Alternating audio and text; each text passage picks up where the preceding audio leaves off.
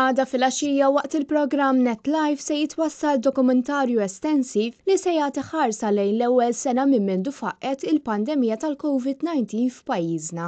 Il-tim ta' NetLife tkellem ma' diversi esperti fil-qasam tas-saħħa fejn waslu l-osservazzjonijiet tagħhom dwar dak li ġara matul din is-sena li għaddiet kif ukoll tkellmu dwar l-isfidi li pajjiżna għadu qed jaffaċċja kawża tan-numri rekord li pajjiżna qed jirreġistra ta' kuljum. Il-telespettaturi se jsegwu wkoll ir-rakkont emozjonali ta' persuna li kienet f'xifer il-mewt minħabba dan il-virus, kif ukoll ta' qraba li sfortunatament ma setgħux ikunu viċini l-maħbubin tagħhom fl-aħħar nifsijiet ta' ħajjithom. Bla dubju ta' xejn, dawn kienu 12-il xahar ta' sfidi kbar għall poplu Malti u għawċi kollu.